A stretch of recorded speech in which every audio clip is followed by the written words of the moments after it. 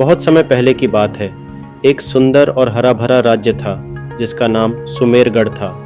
इस राज्य के बीचों बीच एक रहस्यमयी जंगल था जिसे लोग चमत्कारी जंगल कहते थे। इस जंगल की खासियत थी कि वहाँ की हर चीज़ में जादू था।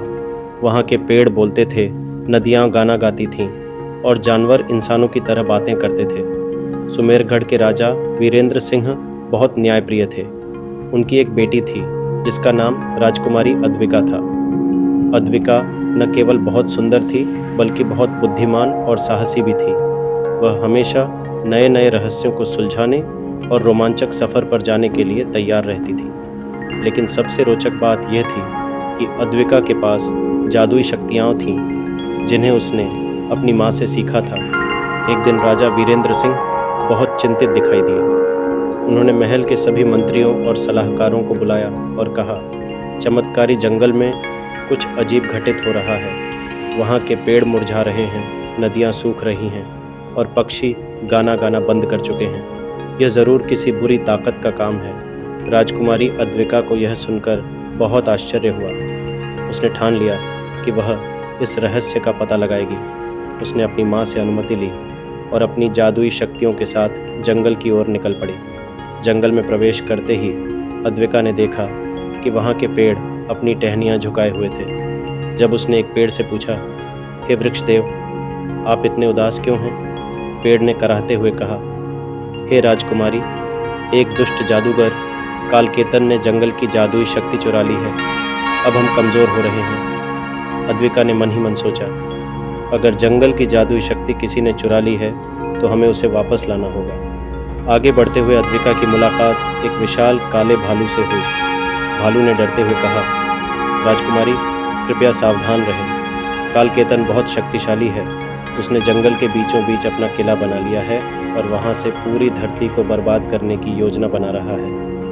अद्विका ने भालू को धन्यवाद दिया और अपनी जादुई शक्ति का उपयोग कर जंगल के बीचों बीच स्थित किले की ओर बढ़ने लगी। जंगल के केंद्र में एक विशाल किला खड़ा था जिसकी दीवारें काले पत्थरों से बनी थीं और उस पर अजीब सी लाल चमक थी। जैसे ही अद्विका किले के द्वार तक पहुंची, एक जोरदार आवाज़ आई, हा हा हा, लगता है कोई मूर्ख मेरे किले में घुसने की कोशिश कर रहा है। राजकुमारी अद्विका ने बिना डरे उत्तर दिया, मैं सुमेरगढ़ की राजकुमारी हूँ और मैं तुम्हारी बुरी योजनाओं को सफल नहीं होने दूंगी। कालकेतन गुस्से से आग बबूला हो गया और उसने अपनी काली शक्तियों से एक विशालकाय दैत्य बुलाया। अद्विका ने अपनी जादुई शक्तियों से एक सुनहरी तलवार प्रकट की और दैत्य से युद्ध करने लगी। दैत्य बहुत शक्तिशाली था, लेकिन अद्विका चतुराई से लड़ रही थी। अंततः उसने अपनी जादुई तलवार से दैत्य को हरा दिया। अब बारी थी कालकेतन से सामना करने की। अद्विका ने अपनी जादुई शक्ति का उपयोग किया और एक शक्तिशाली मंत्र पढ़ा, वो प्रकाश की शक्ति, इस अंधकार को मिटा दो।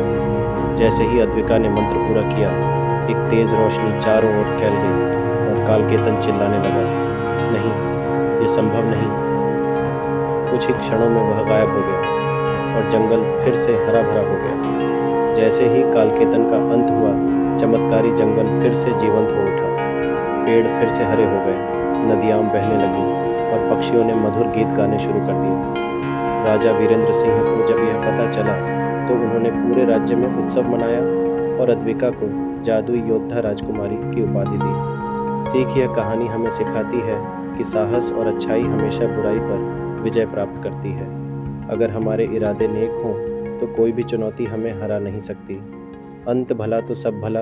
ऐसे ही और रोमांचक वीडियो देखने के लिए हमारे चैनल को सब्सक्राइब करें और वीडियो को लाइक करें।